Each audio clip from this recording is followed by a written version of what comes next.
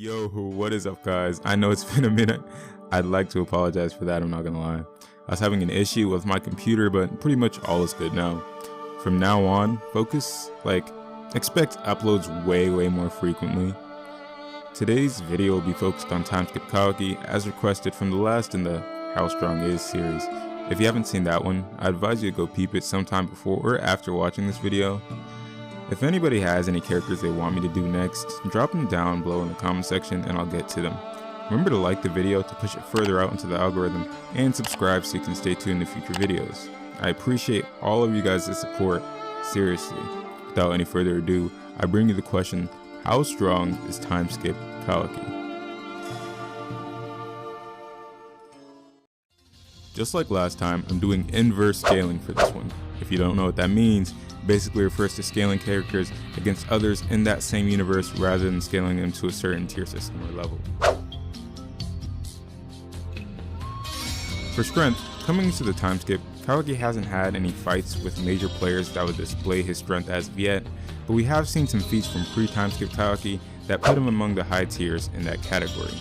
To start off, we can call upon the fact that Mado stated if Ishiki ever finished resurrecting Kawaki's body, it would spell the end of the world. This implies that an 100% Ishiki resurrected in Kawaki would be stronger than any other character we've seen yet.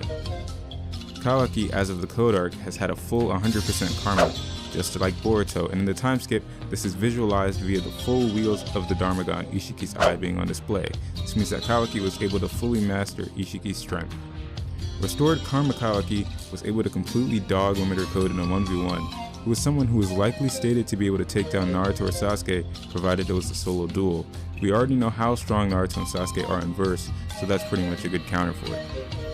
Ada was even scared that Code would easily die to Kawaki in that fight, someone that she trusted to be her knight prior.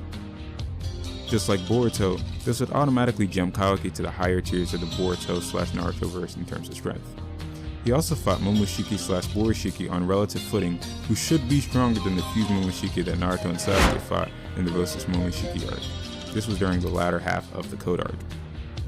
Kawaki was also basically relative to 100% Otsutsuki Boruto during chapter 78 of Next Generations, which gives further credence to that claim. Just as the rest of the generation has, Kawaki's overall strength has most likely increased during that 3-year Timeskip period.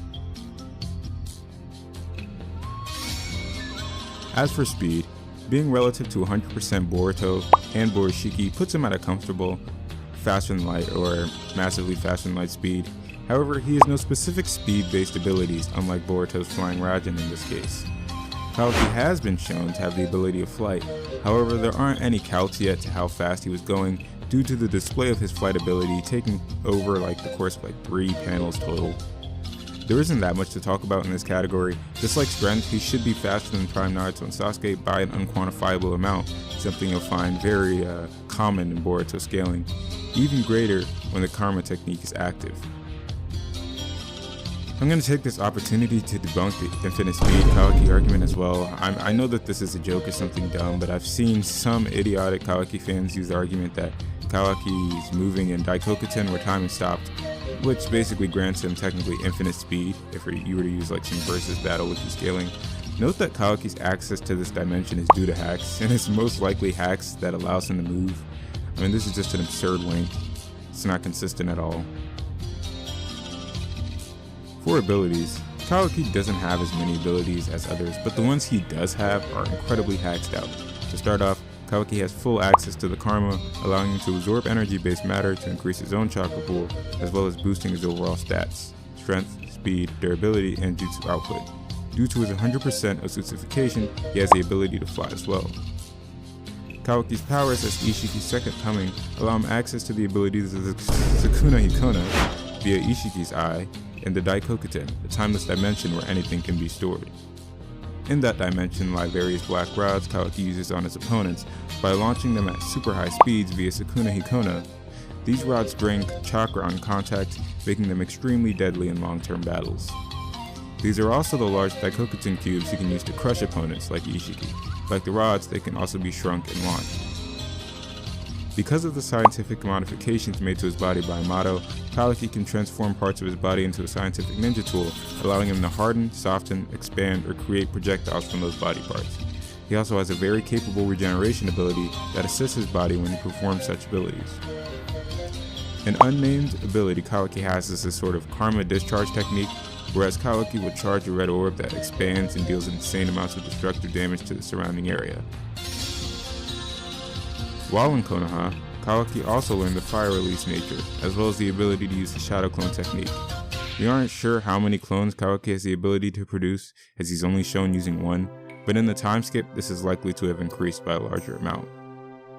In the time skip flash forward, Kawaki is skilled in the art of the staff, using a black bow staff not unlike the one Jigen uses to clash with Boruto's sword. It's very likely that the staff he uses is the same sort that Ishiki used to attack with Sukune Hikona.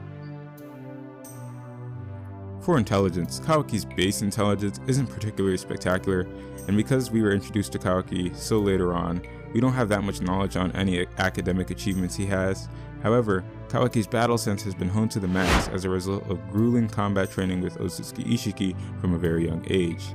He's shown quick adaptability, like when he learned the tree walking technique in practically no time at all, and great battle intelligence, like when fighting Limiter's Code, and a keen sense of survival that allows him to adapt in many fights.